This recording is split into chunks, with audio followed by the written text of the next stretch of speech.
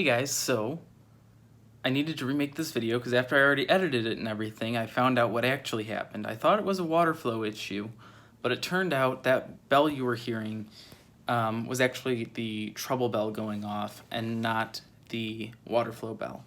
You see, in my area, they require trouble bells in most buildings. And even though it's starting to go away a little bit, they're still pretty common around here.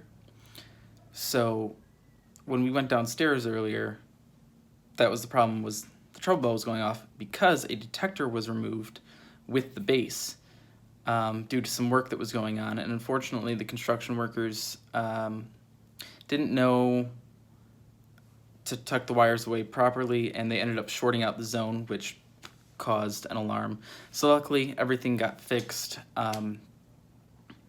And I mean, we're all good. It's quiet now.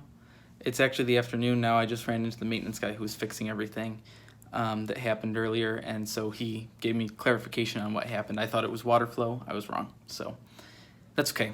But anyway, guys, thanks for watching. I'll see you in the next video.